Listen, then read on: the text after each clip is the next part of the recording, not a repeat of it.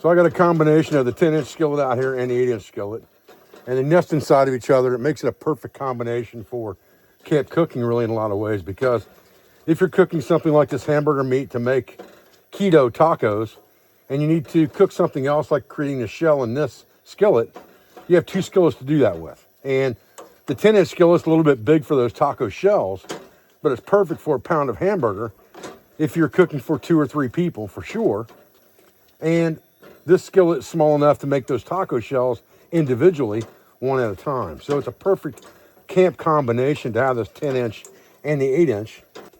Now, historically speaking, if you look at skillets and you look at any old-time black and white camping photos that you can find of traditional type camping around a campfire, on a camp stove, camping in general, most of the skillets were fairly large. And when you look at old catalogs that had carbon steel type skillets in those catalogs, they generally started at 8-inch and went up to 12.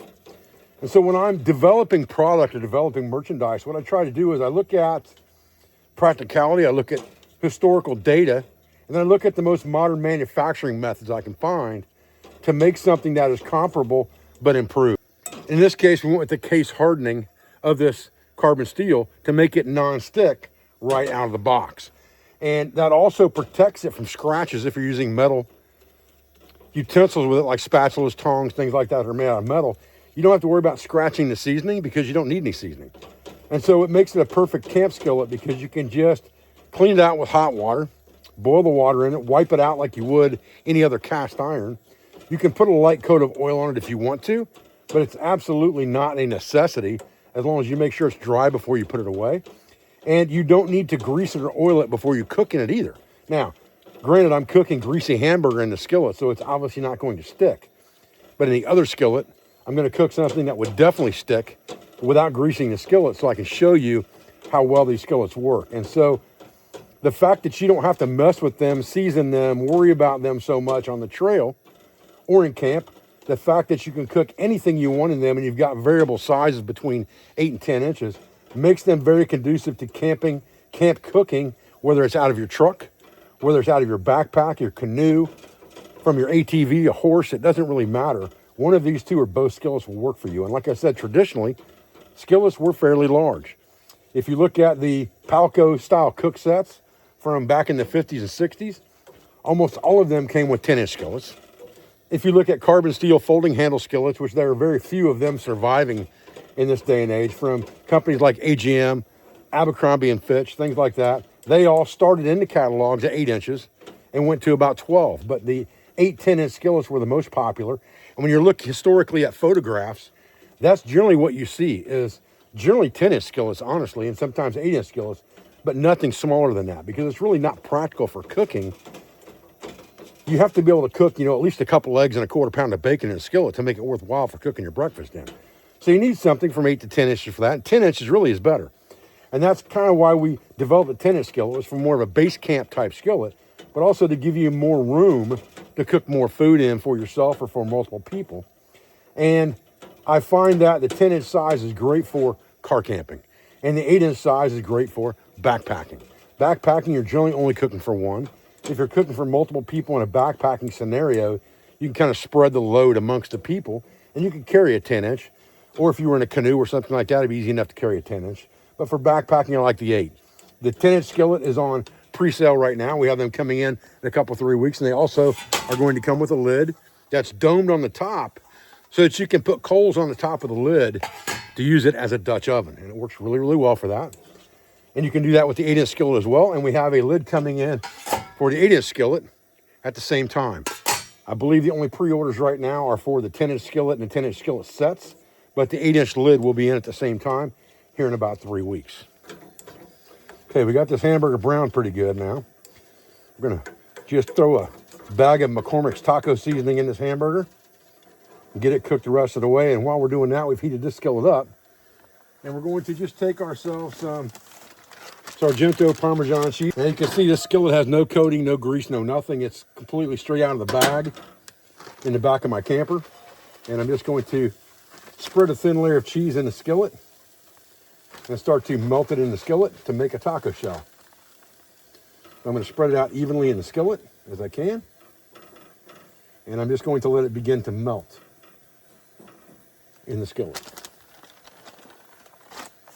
Meanwhile, we're going to take this ground beef here and we're going to add our taco seasoning to that. Pretty simple lunch here if you're keto or you're carnivore. It's a pretty simple way to do things. Add a bag of taco seasoning for a pound of burger. And mix it in really good.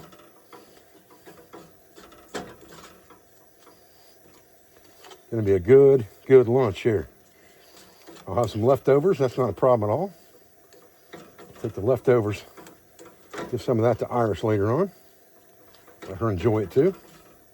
Now it's just a matter of mixing all the seasoning into the meat and waiting on our cheese to melt. And you can see that cheese melting down in that skillet. I'm just gonna let that continue to melt. I'm not gonna mess with anything until that stuff is completely melted down. All right, so we've got our taco meat pretty much done. So what we're gonna do with that is we're just gonna cover that up real quick. Move it off to the side. Go to one burner here that we can control really well for this. Turn this burner off all the way. And we'll be able to control this burner better as far as the heat goes. We can control one burner much easier than we can control two when it comes to these old Coleman stoves. You can see that bubbling up in there. Man.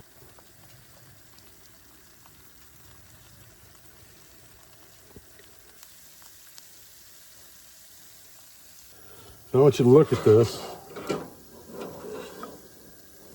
I mean, that thing is absolutely not sticking. Now you gotta, it's cheese and it's hard, so you're gonna have to pry it up, right? And if I had a metal spatula in here, it probably would be better. But once you get those edges browned in good, get that center browned. I mean, I'm scraping, but it ain't sticking. I'm just having to scrape it off because you got a lock to the bottom here. All right, here we go. I mean, there is nothing stuck to the bottom of that skillet. Nothing. Piece of cake. That's a ready to go taco shell. All we gotta do is fold that dude in half, just like that. And we'll set her off to the side to cool down for a minute. We'll be ready to go.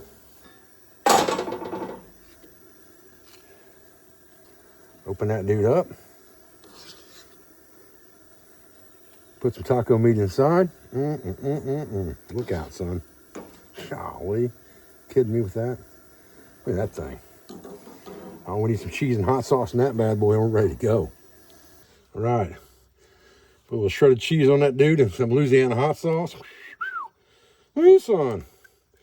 We're cooking with gas then, ain't we? Looky there. Yeah, boy. Man.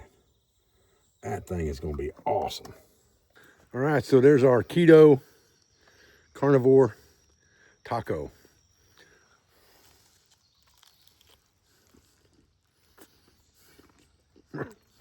It's actually pretty good.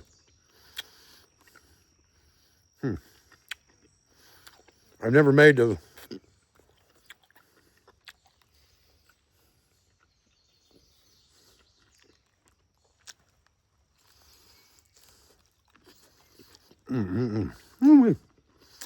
Oh, that's good. Golly. That's good. All right.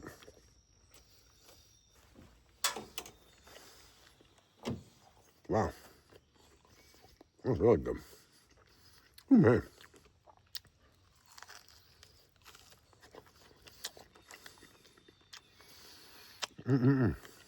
All right, so we get the stove heated back up here. And we got dirty skillet number 1 with the hamburger and dirty skillet number 2 with the cheese. Again, nothing stuck to this at all. So now, that makes our cleanup that much more simple because all we're gonna do is heat some water up in here. So I'll go ahead and get some water in here while the stove's heating up.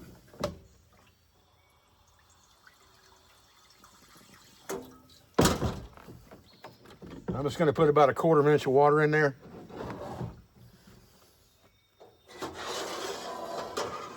stove burned down here. It'll be doing something here. Let's start that over again, huh? All right, now all we gotta do is heat that water up to a boil. Wipe it around inside there with the rag. Done deal. Put it up, ready for the next time. And we're gonna do the same thing with the other skillet. That's the beauty of these carbon steel skillets that are case hardened. They clean up just like seasoned cast iron, but they require no seasoning whatsoever. That's the beauty of these skillets.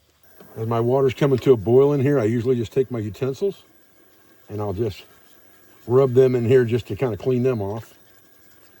That boiling, scalding water is going to kill anything that's on them, for sure. And I'll wipe it off so it's ready to use for the next time.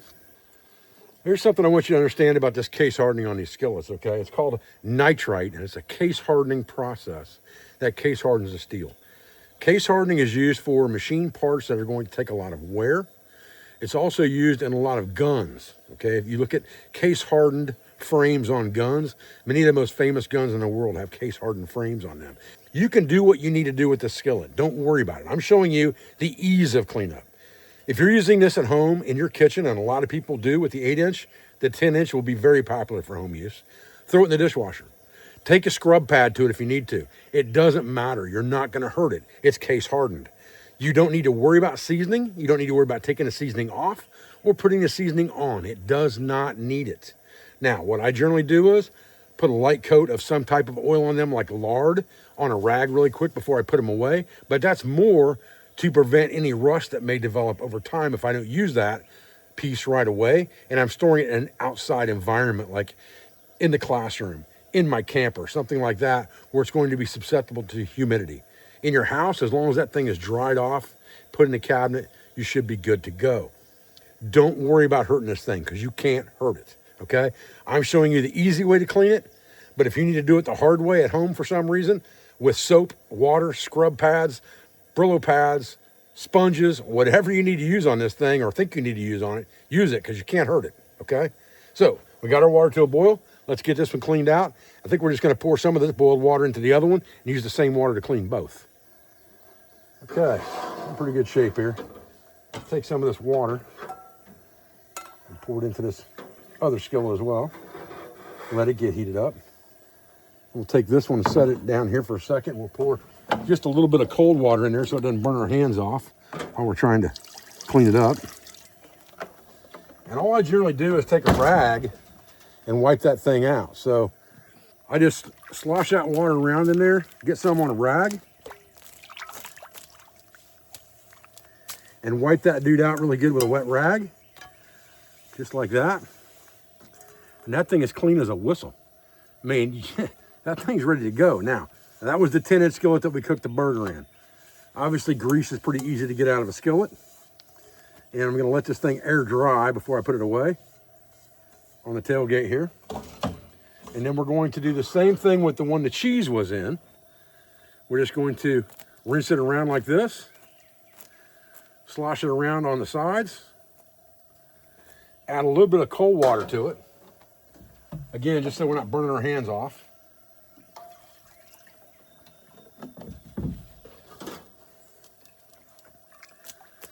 And again, take your rag and just wipe it out, just like that. Wipe the outside off, wipe the inside out. And you can see that thing is absolutely spotless, spotless. You cannot hurt these skillets. Browning cheese in this skillet raw with nothing in the bottom of it, no problem whatsoever. Non-stick, right out of the box. These skillets are perfect and are guaranteed for life. So here's the thing, guys. This 10-inch skillet is on pre-sale right now. Been on pre-sale for a week and a half, maybe. Right before I went to Italy, we started pre-selling this skillet. They'll be in a couple, 3 weeks, and we'll be shipping them first come, first serve as far as orders in. First order in, first order out. You can buy it with a lid. You can buy just a skillet and lid combo like this, or you can buy it with a bag. The bag is made by Tax Survival right here in the great state of Ohio. Made out of 1,000 Cordura material. I've got a couple plates in this one. You can throw anything you need to inside the skillet, some type of cook set, spatula, tongs, some silverware, braising rack, things like that. You can put in the bottom of that skillet.